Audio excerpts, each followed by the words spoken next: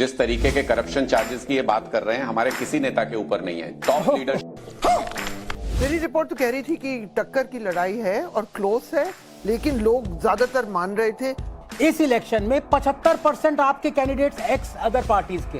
ये आपको क्या दर्शाता है? आप एक नंबर दीजिए जो आपको लगता है। आप घूमी हैं, आप इतनी वरिष्ठ पत्रकार हैं। दूध की जली बिल्ली छाछ भी फूक फूक के पीती।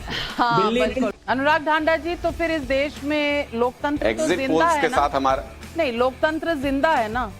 हाँ, वो मर गया तो क्या हुआ, अच्छी पोजीशन पे तो पहुंच गया ना। लोग मतदान करते हैं, जब मशीन पे वो वोट करते हैं तब नहीं इनकी गुंडागर्दी तो चल रही इतना होती, बता तब पुलिस दीजिए, का दबाव नहीं मशीन होता है। ठीक चल रही है। बिल्ली की बात नहीं है, आदमी भी दूध का जला हो तो छाछ फूक फूक के पीता है। ये भाजपा के लिए दिल्ली एक प्रेस्टीज इलेक्शन हो गया है। उन्होंने इतना प्रयास एक छोटी सी पार्टी के खिलाफ किया है, छोटी सी पार्टी के खिलाफ किया है।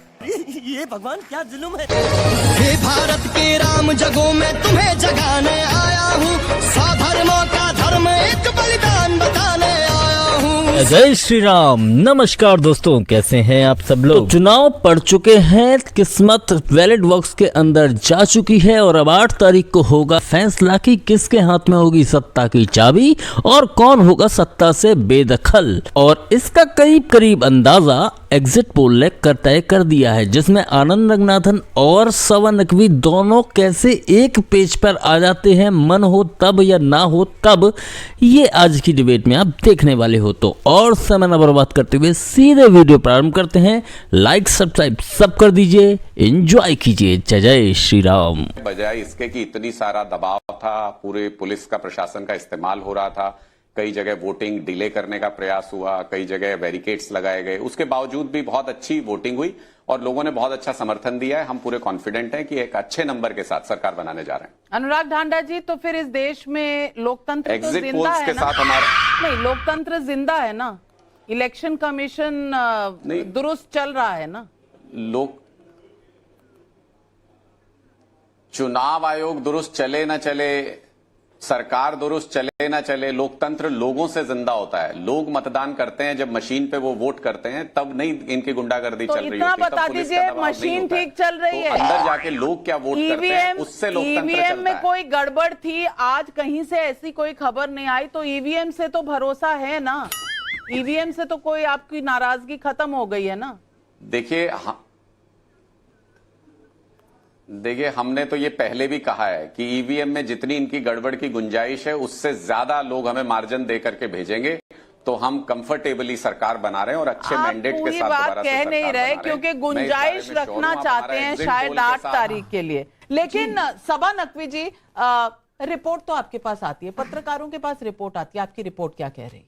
मेरी रिपोर्ट तो कह रही थी कि टक्कर की लड़ाई है और क्लोज है, लेकिन लोग ज्यादातर मान रहे थे कि 40 सीटें आप निकालेगी। लेकिन बट आइडिया थोड़ा चेंज है। देखिए, आम आदमी पार्टी को 45 प्लस चाहिए टू पावर में रहने के लिए, क्योंकि उनके बहुत कैंडिडेट दूसरे पार्टी से आए हैं, कुछ बीजेपी से भी आए हैं, इधर उधर से आए हैं। तो ये नहीं कि वो आइडियोलॉजिकल अरविंद केजरीवाल के बिल्कुल अन्ना मूवमेंट वाले लोग हैं।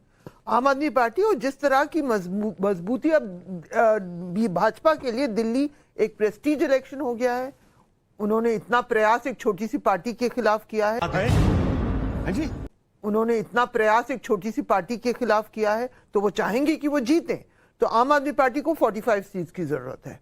भाजपा 45 सीट्स की जरूरत है। आ कितनी रही है आज? नहीं, अब सवाल पब्लिक का है, पब्लिक का सवाल है। आप एक नंबर दीजिए जो आपको लगता है। आप घूमी हैं, आप इतनी वरिष्ठ पत्रकार हैं। मुझे लगा कि 40 और 30 के नंबर आएंगे। 40 आम आदमी पार्टी, 30 भाजपा। ओके।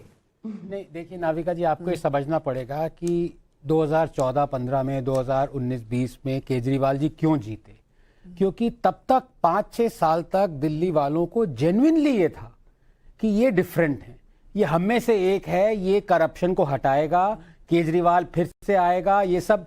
अब आप ये देखिए कि 2014-15 में 25% जो आपके कैंडिडेट्स थे जो इलेक्शन जीते थे, वो एक्स अदर पार्टीज के थे, बीएसपी, कांग्रेस, बीजेपी।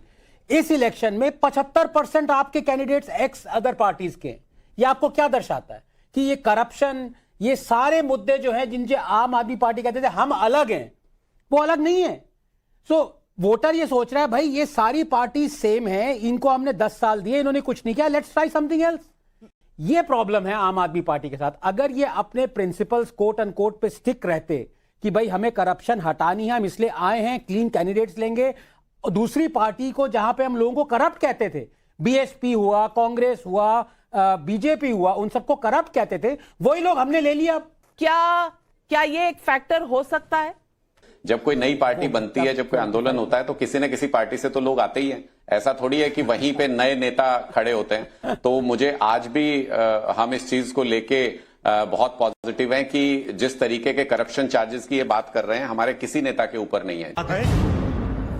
जिस तरीके के करप्शन चार्जेस की ये बात कर रहे हैं, हमारे किसी नेता के ऊपर नहीं है।